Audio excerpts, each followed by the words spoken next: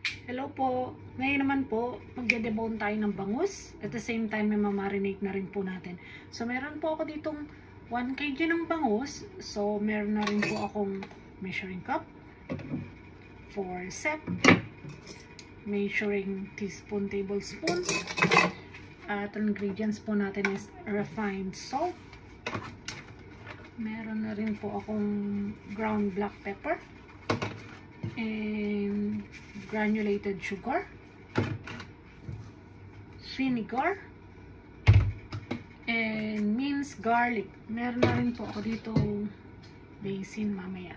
So, meron na rin po akong container para sa ating marinating solution, mixture solution. Okay. So, ang gagawin po natin is make sure po na matalim yung kutsilyo nyo. Mag-start po tayo dito sa may buntot. Be careful po. Kasi po kami.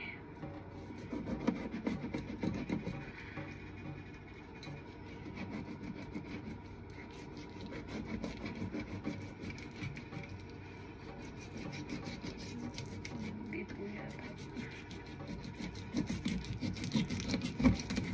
So, hanggang sa batok po ng ating bangus. Yan. Yan po.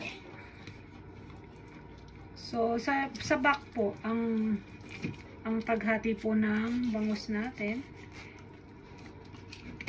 So, kung narinig nyo na po siya, pwede nyo na po siyang i-flip. Yan po, gamit po yung pwede nyo po siyang tanggalin yung pinaka backbone po niya. Pwede nyo muna po siyang unahin tanggalin. Just make sure po na yan po. Pwede nyo na po siyang unahin tanggalin. So, basin, hugas po ng kamay. Tapos yung mga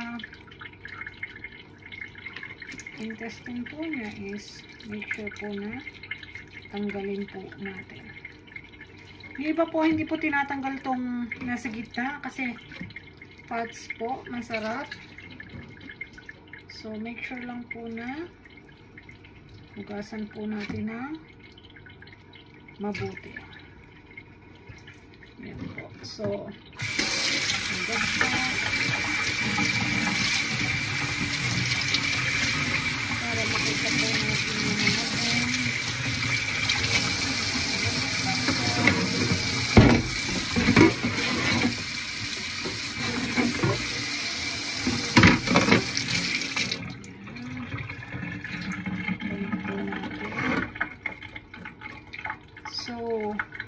meron po siyang bone dito sa pinakagitna.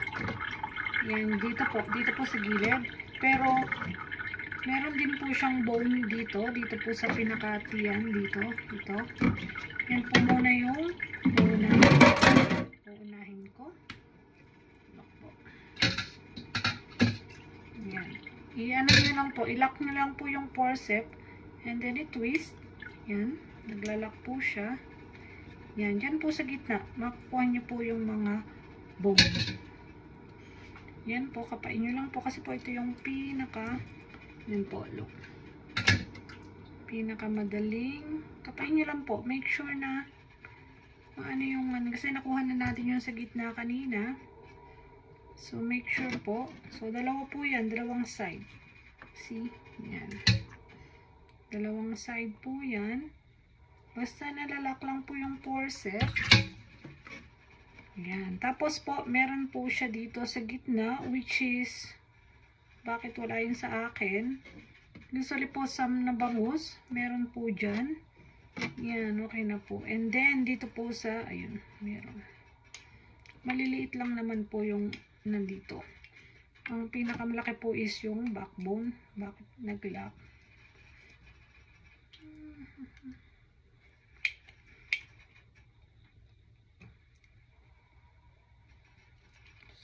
Sorry yan. Sobrang nag-lock naman po. So, yung pinaka-backbone, yan po, kapain nyo dyan. Tapos po, dito po sa gilid, meron din. Yung kanina ko meron. But I don't know bakit po wala. Ngayon. Sorry po, hindi na fresh yung aking bangus kasi wala pong fresh bangus dito. Tinuko lang po ito from, ito po, ito. Yan. So, yan po. Yan. Yan. So, dapat may katabi kayong water para, yan po. Kita nyo. Yan. Yan po. Yan. So, make sure na wala na kayong makakapang dito sa middle. Meron din. Ayan. Yan. Wala na po akong nakakapa, which is, yan. Good. Yan. Dito po. Dito. Ito po. Nakita nyo to? Itong side na to. Ito. Yan. Yan. Yan. Marami pong bone. Maliliit. Yan. Basta manakapa-kapa. Yan. Yan po. Maliit. Yan. Iyan nyo lang po. Sa fresh po, sa super fresh talaga, mas masarap siyang i-debone kasi lumalaban yung meat. Pero dito po kasi, yan. Ito po. Yan. O yun. Yan. So, pag wala na po kayong nakakapa, ito po may konting ano pa tayo dito. Konting. Make sure po na malinis yung tiyan. Tsaka wala na tayong hugas dito.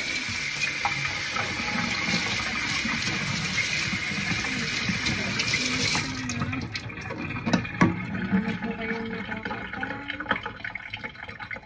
Yan. Yan.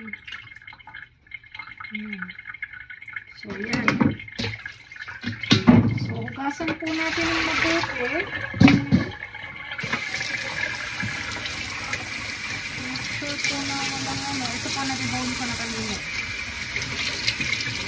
Make sure po na walang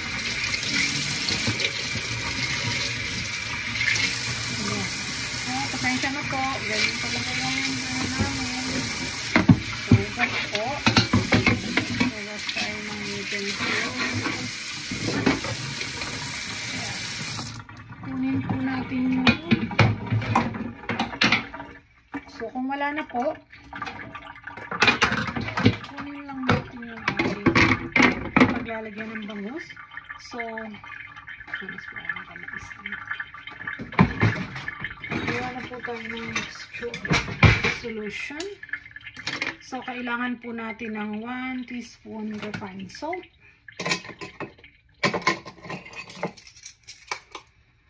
1 teaspoon. Sorry. 1 teaspoon. Yeah. And then 1 cup ng vinegar. 1 cup.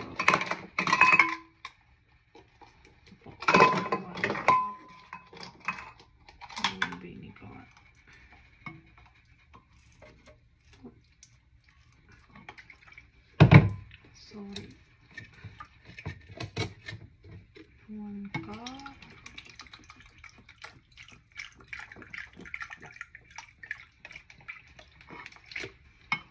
Vinegar. And then, 1 teaspoon po ng ground pepper. That's a half. Ground pepper. Yan po. And then naman po is sugar. 1 teaspoon din po. And mixed garlic, 1 tablespoon. So, ayan.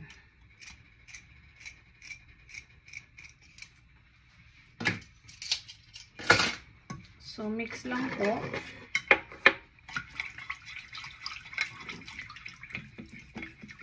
Depende po. Pwede po kayong mag-adjust kung mataas po ba kayo sa mas gusto niyo po ba yung madaming paminta or mas maalat kasi may iba-iba naman po tayo ng panlasa or nag-aagaw yung tamis. Pwede niyo po siyang dagdagan. It depends po sa inyo.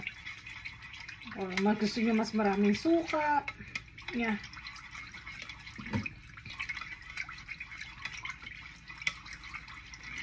So, dissolve nyo lang po.